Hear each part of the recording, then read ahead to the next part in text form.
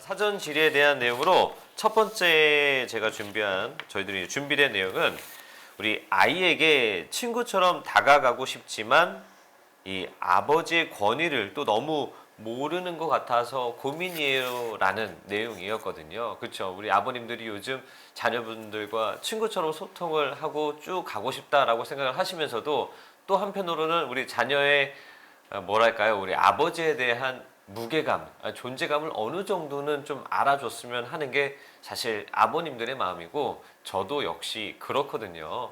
그래서 우리 강사님의 이야기를 이 부분에 대해서 한번 들어보도록 하겠습니다.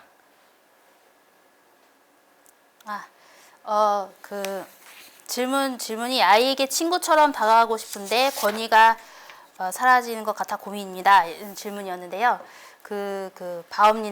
바움님들가 그 부모의 양육 태도를 그 반응성과 한계 설정에 따라서 네 가지로 구분을 했었어요. 그래서 근데 그 반응성은 그 자녀에 대한 수용적인 태도입니다. 자녀에 대한 그 지지, 애정, 뭐 수용하는 태도이고요. 그리고 그 어렸을 때부터 애기가 빽 하고 울면 아빠 여기 있어 달려가 그러면서 막 달려가잖아요. 그렇게 반응하는 거죠. 근데 그 반응이 초등학생, 중학생, 고등학생도 계속 이어지는 거예요. 이어지게 이제 반응성을 많이 보여주시면 좋겠어요. 그러니까 우리 애가 막 뭔가 시무룩해 하고 들어왔어요. 그러면 무슨 일이야? 하고 무슨 일이야? 물어보고 그리고 애가 막 아빠 힝 하면은 그래 하고 하던 일을 멈추고 바라봐주면서 눈높이에 맞춰서 바라봐주면서 이야기를 들어줄 준비가 되어 있다라는 그 자세부터 실제로 이야기를 들어주고 같이 함께 시간을 보내는 그 모든 것들이 반응성입니다. 그런데 이 반응성을 또 이제 우쭈쭈로 생각하시는 분들은요, 네, 그렇게 우쭈쭈 위주로 막 정말 잘한다 애가 좀 바람직하지 못한 행동을 했는데도 잘한다 하시면 한마디로 그 권위가 없어지는 거죠. 이제, 우리 아빠는 내가 뭘 해도 다 반응해 주는구나, 내가 뭘 해도 다 인정해 주는구나 라고 아이가 또 착각하면서 이게 또 그 훈육의 대상이 되게 되는 경우가 있습니다.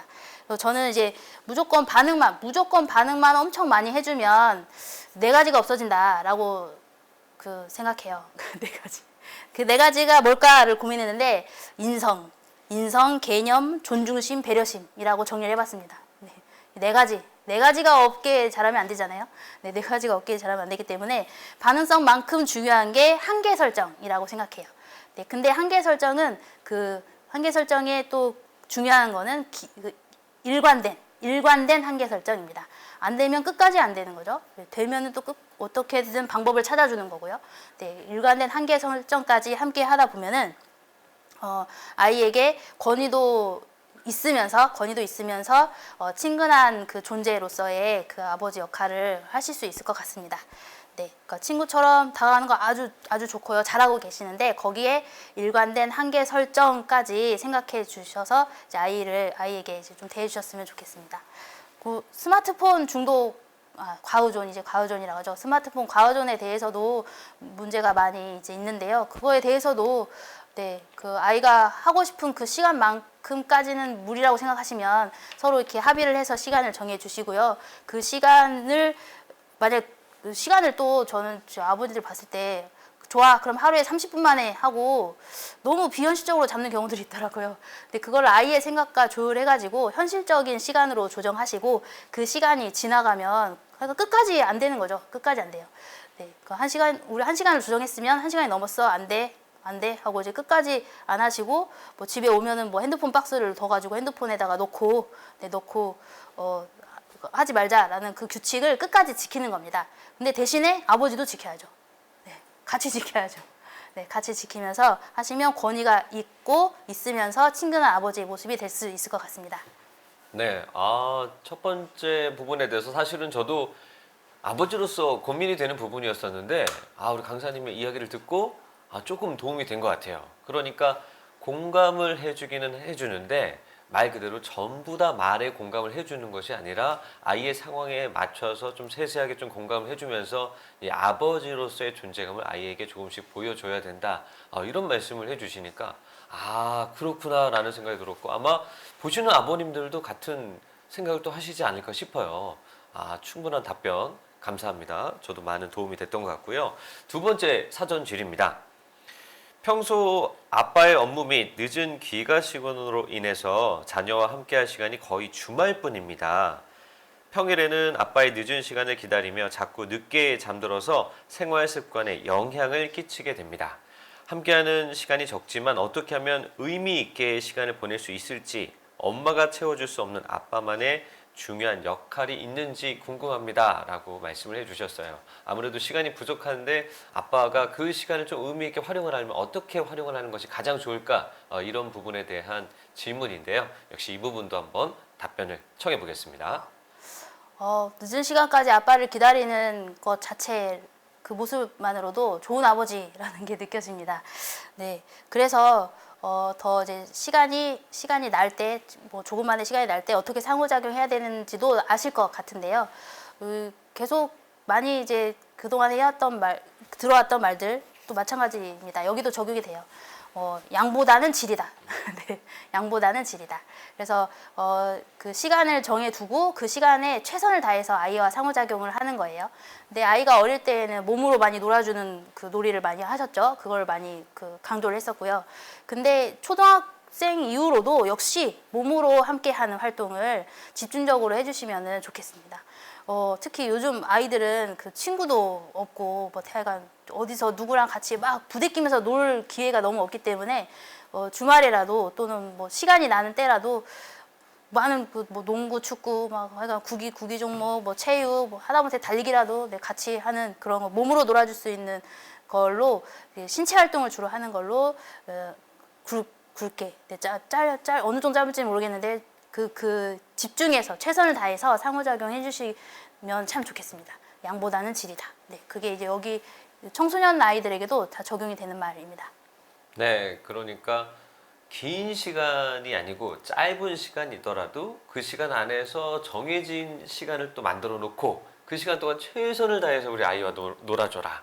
이왕이면 좀 몸으로 할 수 있는 놀이들을 함께 하면서 놀아줘라 라고 말씀을 해주셨어요. 저한테도 좀 와닿는 부분인 것 같습니다. 가끔 이렇게 보면 시간이 정말 짧거든요. 그래서 짧아서 저 같은 경우는 최대한 뭐라도 같이 해줄까 하다가 목욕만큼은 최대한 내가 시켜줘야 되겠다. 그래서 웬만하면 목욕을 제가 해주려고 부단히 노력을 하고 있거든요.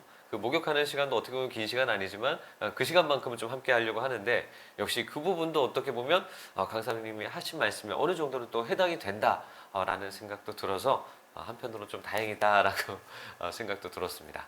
자, 그럼 계속해서 세 번째 질의도 한번 가보도록 하겠습니다. 세 번째 질의, 사춘기 자녀를 대하는 법이라고 적혀 있네요.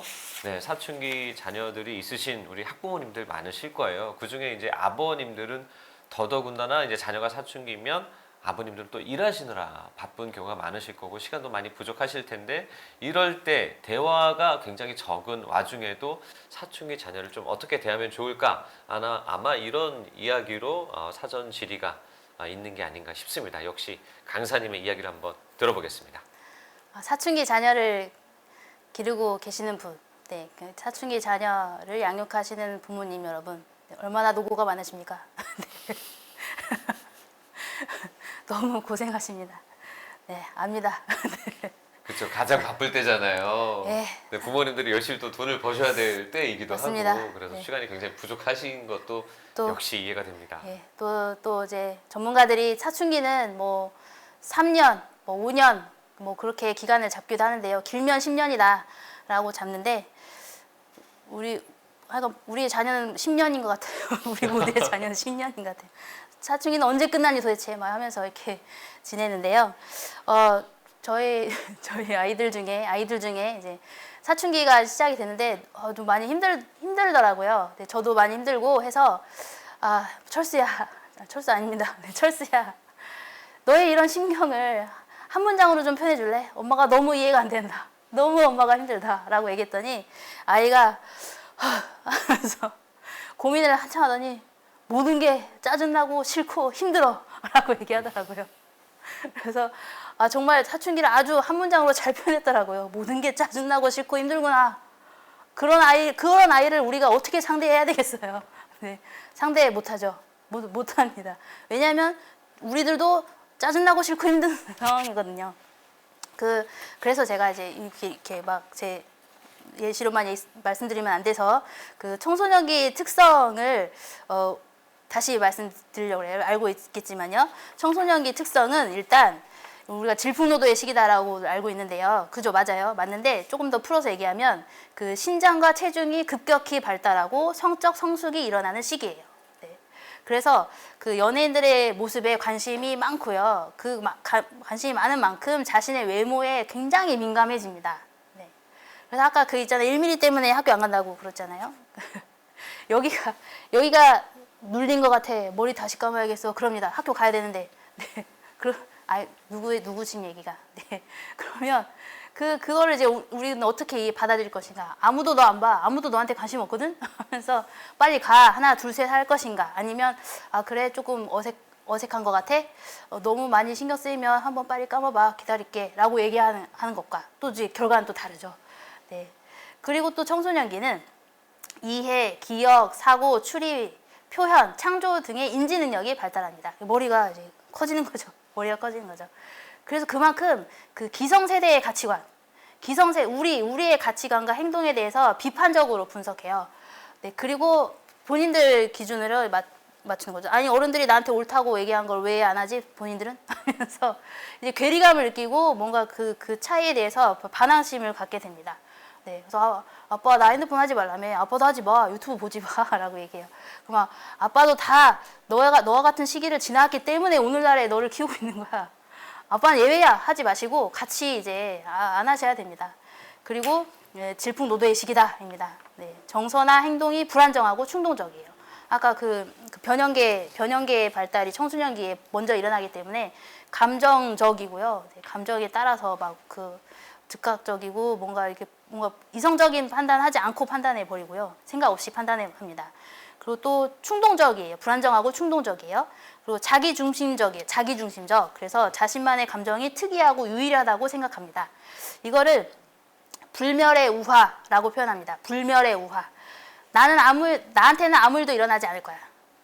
내가 위에서 뛰어내려도, 내가 누구를 뭐 어떻게 해도, 내가 어떤 위험한 행동을 해도 나한테는 아무 일도 일어나지 않을 거야. 라는 불멸의 우화를 청소년기는 가지고 있어요.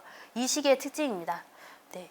그러니까 이런 특징들에 대해서, 이런 청소년의 그 뇌 발달에 대해서도 저희가 많은 매체들을 통해서 공부를 하셨으면 좋겠어요.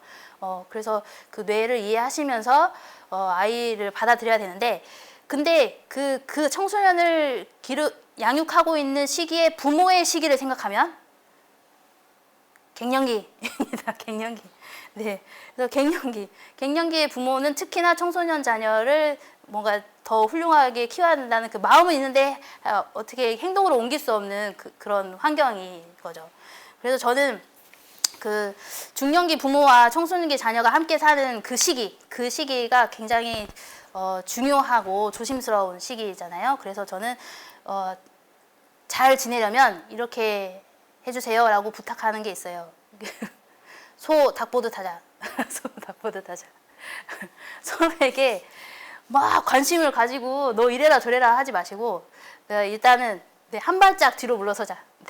한 발짝 뒤로 물러서고 이제 아이에게 무슨 일이 일어나고 있는지 보시면서 그 울타리 역할을 주로 하시면서 이제 위험하다, 저건 안 되겠다 하신 거는 아까 우리 쓴 기술들 쓰시면서 아이를 이렇게 좀 다독거려 가면서 양육하셨으면 좋겠어요. 근데 이제 많은 분들이 많은 책에서 그 청소년 자녀를 잘 기르기 위해서 절대 하지 말아야 될 것들을 얘기하고 있어요.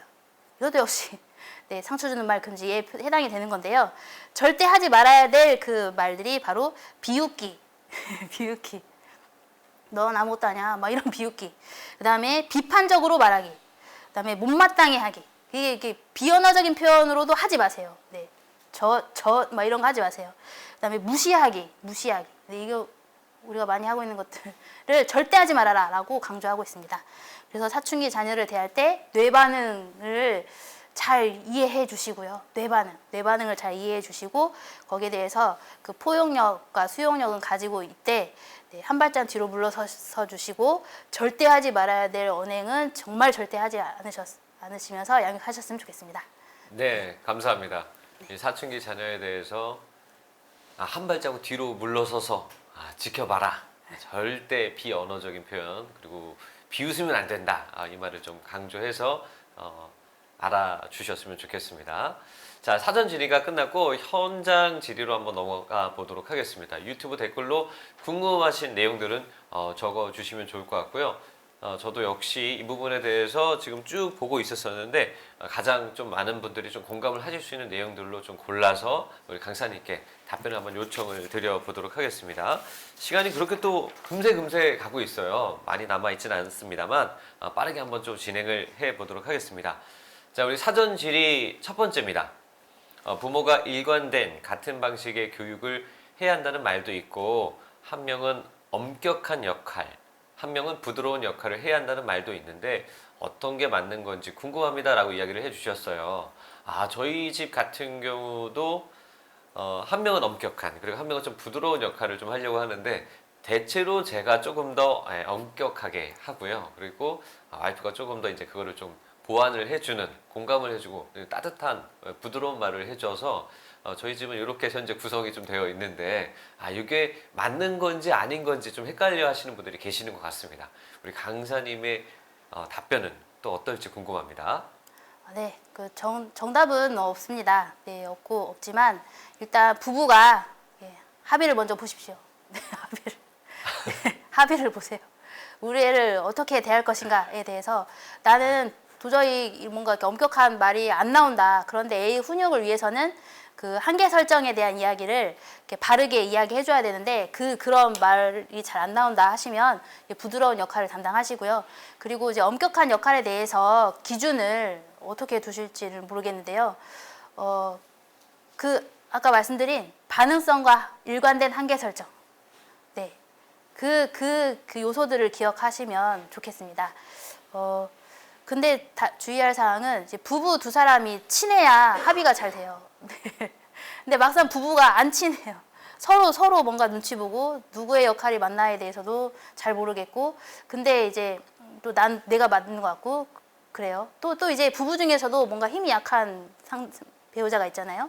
힘이 약한 배우자는 예를 들어 엄격한 배우자에 인해서 상처받는 아이를 보호하기 위해서 무조건 그냥 감싸는 경우도 있고, 오히려 엄격한 배우자에게 상처를 받기 전에 미리 예방주사라고 하나요? 미리 막 또 같이 화를 내는 경우가 있어요. 같이 너 똑바로 해야 엄마한테 아무 말도 안 듣지, 누구한테 아무 말도 안 듣지 하면서 그러니까 예방접종을 한다는 차원에서 1차 혼내고 2차 엄격하게 들어오고 해서 애가 이제 멘붕인 상태로 자라는 경우들이 있는데 이제 그러지 마시고요.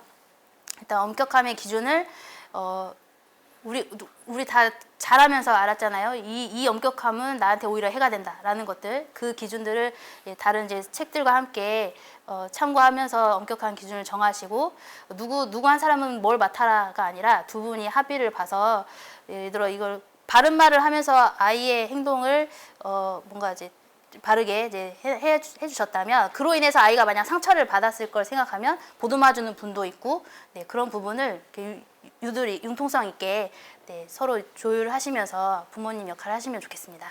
네.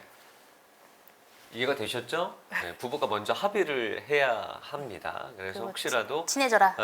부부가 친하지 않으신 경우에는 일단 부부 합의를 좀 서둘러 하셔서 우리 자녀를 어떻게 좀 대할 것인가 이야기를 좀 많이 나누시고 그리고 자녀를 대해 주셨으면 좋겠습니다. 자, 사전 질의 다 끝났고 이제 현장 질의 이제 첫 번째가 끝났죠. 현장 두 번째 질문입니다. 아들을 키우는 아빠로서 아이가 친구와의 태도에서 다툼이 있어 속상해하면 어떤 식으로 대응을 해야 하나요? 화가 나지만 인내해야 할지 아니면 공감하면서 같이 화를 내어줘야 할지 이런 부분이 고민입니다. 앞으로 어떻게 해야 될지 고민입니다 라고 이야기를 해주셨거든요.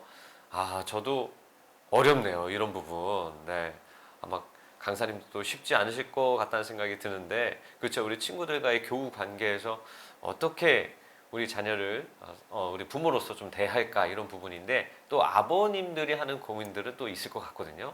네, 한번 이야기를 청해 보겠습니다. 그 아이의 친구 관계 되게 걱정되시죠? 애가 친구들이랑 잘 놀고 있을까? 네, 뭐 조별 발표할 때 뭐 좀 소외되진 않을까? 뭐 되게 걱정이 많이 되실 거예요. 그다음에 점심시간에 밥 먹으러 갈 친구는 있나? 걱정이 되시는데 그런 걱정에 우리 아이가 친구 관계를 잘 하고 싶은, 잘 했으면 좋겠다는 마음에 그런 높아심에 좀 또 이제 아빠의 언어로 세게 막 표현하시는 경우가 있어요. 그리고 또 우리 아이에 대한 믿음이 없는 경우에 그 아이가 친구 관계에서 갈등이 있다고 고민을 얘기했을 때 너한테도 이유가 있지 않겠니? 라고 이제 오히려 아이를 막 뭔가 이렇게 비난하면서 얘기하는 경우도 있거든요. 그래서 저는 제 의견은 공감을 해주셨으면 좋겠어요. 네, 공감을 해주셨으면 좋겠고 아이가 친구가 이제 이런 갈등이 있었는데 나 얘 이런 부분이 마음에 안 들어서 막 화가 나. 그러면 정말 친구한테는 전달이 안 되게요. 전달이 안 되게 노골적으로 같이 화내주시면 좋겠습니다. 뭐? 그 자식 누구야? 이름이 누구야? 쫓아갈 거야. 아빠 기다릴 거야. 우리 아들을 상처 줘? 우리 대단한 아들을 상처 주고 있어? 하면서 근데 그 상황이 자세히 좀 설명해 줄래? 아빠가 좀 궁금한데. 그래서 아빠가 생각하기엔 어떤 게 했으면 좋겠는지 한번 얘기해 주게. 한번 얘기해 줄래? 라고 하면 이제 그 상황을 얘기해 주잖아요. 그러면 우리 아이의 잘못도 있긴 있죠. 네, 우리 아이의 잘못도 있긴 있어요. 또 아버님들 주의하셔야 될 게 우리 애는 아무 문제가 없다라고 생각하시면 안 됩니다. 네, 우리 애도 네, 같이 이제 뭔가에 그 영향을 줬기 때문에 그런 반응도 나왔을 그런 상황이 대부분이기 때문에 일단 첫 번째는 공감해 주시고 네, 막 정말 노골적으로 막 같이 그러니까 심하게 공감해 주시고 두 번째는 그 상황을 잘 들어주시면서 객관적으로 아버님의 의견을 얘기하시면서 다음에 그런 유사 상황이 됐을 때 아이가 좀 현실적으로 이성적으로 해결할 수 있게 도와주시면 참 좋겠습니다. 네, 감사합니다. 이것도 역시 참고가 되셨으면 좋겠고요. 시간이 정말 빠르게 갑니다. 이제 벌써 11시 25분이어서 거의 마무리할 시간이 됐는데 유튜브 의견에도 있듯이 이 통제적이고 이 보수적, 지시적 부모님 슬하에서 자랐기 때문에 아이에게 그대로 하는 모습을 좀 보이는 경우가 더러 있다고 합니다. 이를 좀 참고해서 우리 강사님들께서 우리 아버님들에게 좀 드리고 싶은 마지막 말씀이라던가 또 자녀 교육 팁 등 혹시 이런 게 좀 있으실까요? 제가 초반에 그 아버지의 역할의 변화에서 1세대, 2세대, 3세대, 4세대 아버지를 말씀드렸는데요. 1, 2, 3세대 아버지들은 그 좋은 아버지가 되고자 하는 마음을 먹을 수 없을 정도로 너무나 이 우리나라 사회의 변화와 함께 했기 때문에 가정을 돌볼 수 있는 여유가 없었고요. 현실적으로. 근데 3세대 아버지들은 나도 이제 좋은 아버지가 되고 싶은데 내가 우리 아버지처럼은 안 되고 싶은데 그런 생각은 가졌는데 막상 모델링이 없는 거예요. 네. 보고 자란 게 없어가지고. 그래서 그냥 이렇게 생각만 하고 서툴게 시행착오를 겪은 게 3세대고요. 4세대는 요즘 아버지들은 보고 배운 게 없는데 없어서 아이에게 잘 못해 주는 상황임에도 불구하고 보고 배운 게 없는 대신에 보여주고 안내해주고 이렇게 이끌어주는 많은 매체들과 많은 교육 컨텐츠들이 넘쳐나고 있기 때문에 그 본인에 맞는 주제를 골라서 학습을 하는 그 생각을 계속 가져주셨으면 좋겠습니다. 생각을 가지신 분들은 실제로 학습으로도 이어지고 또 행동으로까지 이제 연결이 되니까요. 이제 보고 배운 게 없다, 내 모델링이 없다라는 거는 물론 큰 이유죠. 큰 이유지만은 그거를 보완하고 대체할 만한 것들이 지금 많으니까 조금 하루에 5분이라도 이렇게 클릭하셔가지고 저러면 되는구나, 저 집도 저렇구나라고 나도 저렇게 해봐야겠다라고 이제 좀 학습하려는 태도를 가지셨으면 좋겠습니다.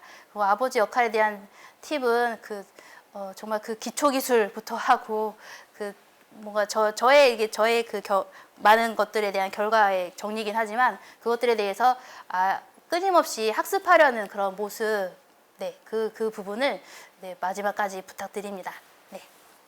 네, 감사합니다. 우리 황미진 강사님의 이야기 들으면서 우리 대한민국의 아버님들 참 쉽지 않구나. 집안의 경제력적인 부분부터 신경 쓰면서 또 와이프와의 그리고 또 우리 아이들과의 모든 부분들을 다 고루고루 신경 쓰는 정말 슈퍼맨이 될 수밖에 없는 환경인 거 저도 응원을 하도록 하겠고 저 역시도 열심히 해보도록 하겠습니다.